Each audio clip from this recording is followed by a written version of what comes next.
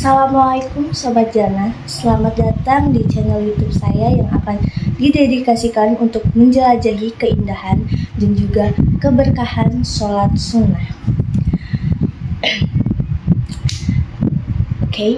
Sholat adalah salah satu rukun Islam yang paling penting, dan selain dari sholat wajib, sholat sunnah juga memiliki peran yang tak kalah penting dari sholat wajib. Sholat sunnah merupakan cara untuk mendekatkan diri kepada Allah, mendapatkan pahala ekstra, dan menenangkan hati kita di tengah kesibukan dunia. Ada beberapa keutamaan sholat sunnah, yaitu yang pertama adalah menutupi kekurangan sholat. Sholat fardu 5 kali sehari bisa jadi kita lakukan dengan kurang sempurna, bisa karena tidak khusyuk dan yang lainnya. Untuk menutupi kekurangan, maka dengan mengerjakan sholat sunnah, maka insya Allah sholat fardu akan tertutupi kekurangannya. Yang kedua, yaitu ibadah sunnah paling afdol adalah sholat lebih afdol atau lebih utama daripada ibadah puasa. Para ulama mengatakan bahwa sholat sunnah memang lebih afdol.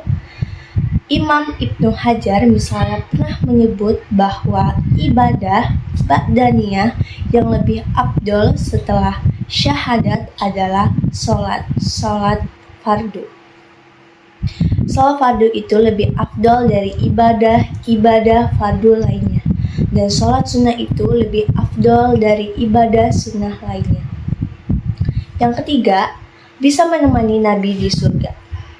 Dahulu ada seorang sahabat Nabi bernama Rabi'ah bin Ka'ab al-Aslimi yang hendak masuk surga dan menemani Nabi di sana. Lalu Rasulullah pun memerintahkan untuk memperbanyak sholat sunnah. Dengan memperbanyak sholat sunnah, insya Allah akan mengabulkan keinginannya. Yang keempat, yaitu dosanya berguguran ketika ruku dan sujud. Ketika seseorang sedang sholat fardu maupun sholat sunnah, ternyata dosa-dosanya semua berguguran, maka semakin banyak seseorang muslim mendirikan sholat, maka dosa-dosanya akan diampuni oleh Allah Subhanahu wa Ta'ala. Hal ini sebagaimana yang dikatakan Nabi dalam sebuah hadis yang diriwayatkan Ibnu Hibban dan Al-Baihaqi.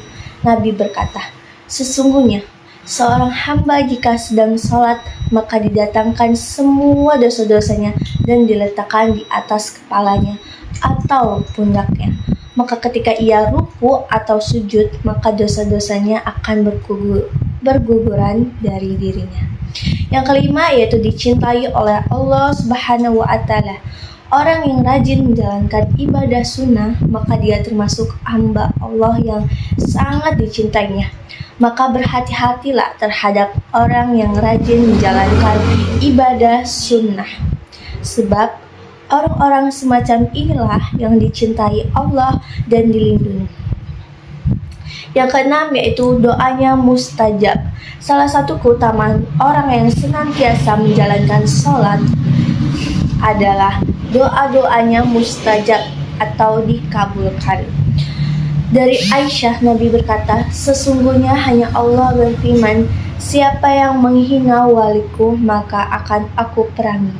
Tidaklah seorang hamba bertakarub kepadaku dengan apa yang aku wajibkan, dan seorang hamba senantiasa bertakarub kepadaku dengan amalan sunnah sampai aku mencintainya. Maka jika dia meminta kepadaku, akan aku beri. Jika dia berdoa kepadaku, maka akan aku kabulkan. Hadis ini merupakan hadis yang diriwayatkan oleh Imam Ahmad. Yang ketujuh, derajatnya diangkat di sisi Allah Subhanahu wa Ta'ala. Kedudukan orang yang rajin mendirikan ibadah sholat sunnah sangatlah mulia di sisi Allah. Dia dimuliakan di dunia dan juga di akhirat.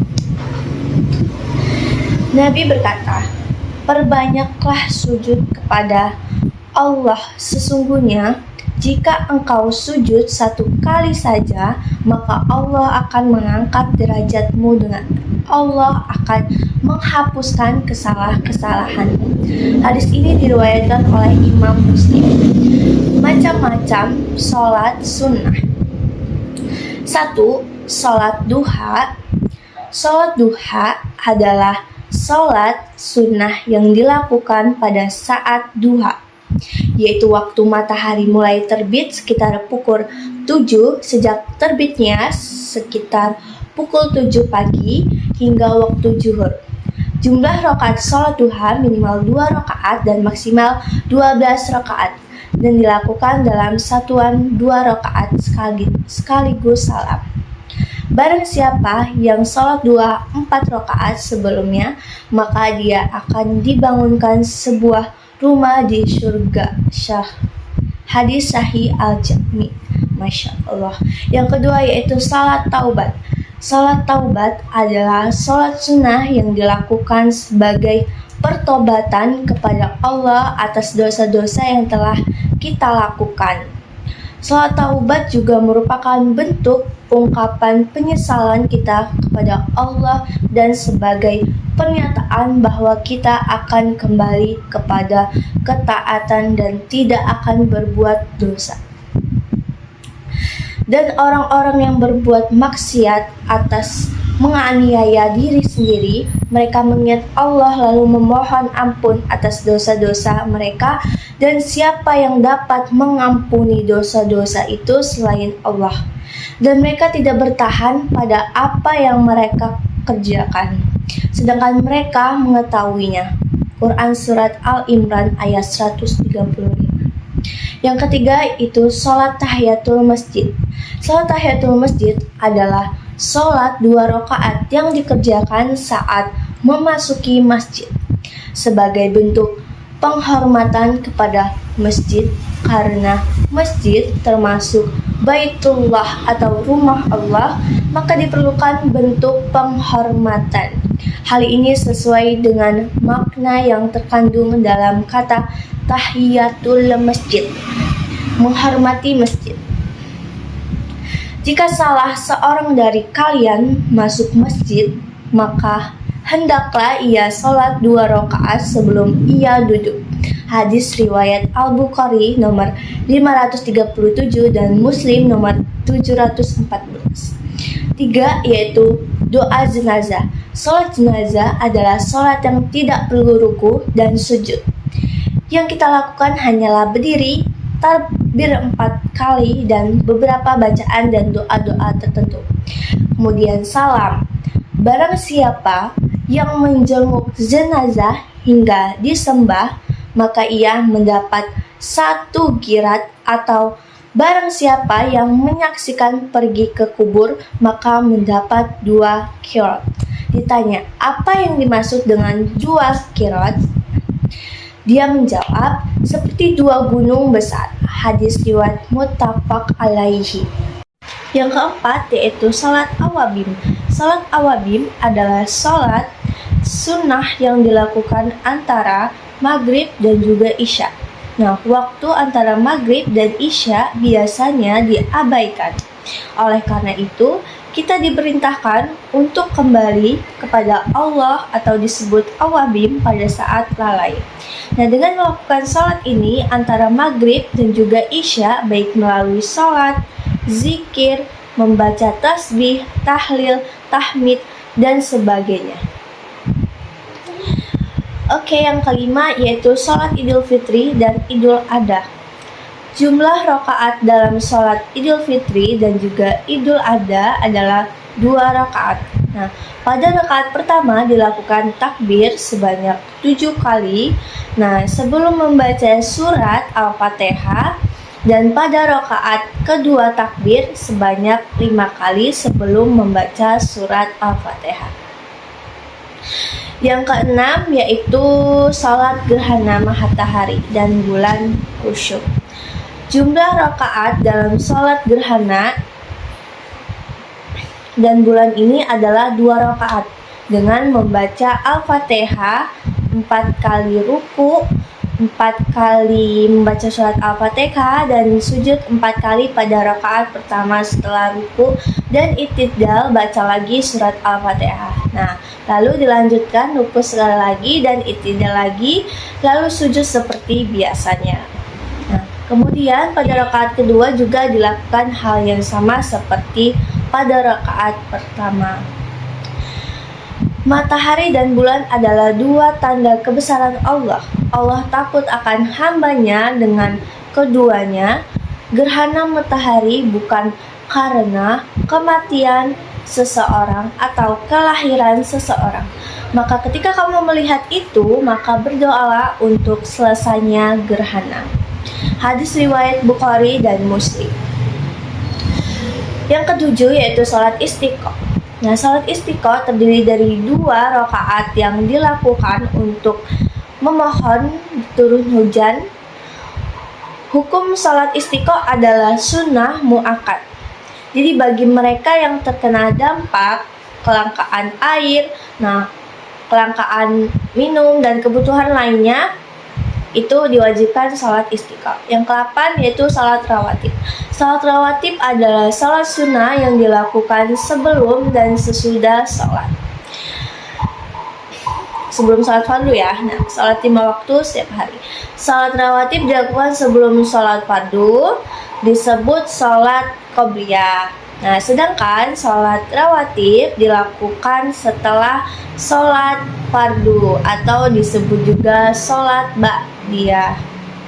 Nah, barang siapa yang mengerjakan sholat sunnah rawatib 12 rakaat sehari dalam semalam, maka dibangunkan baginya rumah di surga. Hadis riwayat Muslim nomor 728. Yang ke-9 yaitu sholat hajat. Sholat hajat adalah sholat sunnah yang dilakukan atas niat atau keinginan kebutuhan yang dikabulkan Allah Subhanahu wa Ta'ala. Hajat yang maksud itu hajat yang dibenarkan hukum, baik berupa perlindungan maupun prestasi. Salat ini dilakukan beberapa kali. Nah, biasanya sampai 7 malam berturut-turut. Selanjutnya yaitu 10 sholat tahajud. Sholat tahajud adalah sholat sunnah yang dilakukan pada malam hari dimulai setelah Isya hingga subuh atau menjelang subuh dan setelah tidur ya.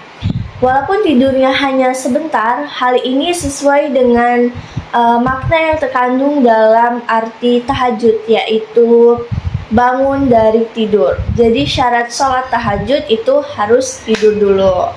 Nah, hukum sholat tahajud ini merupakan sunnah mu'akkad.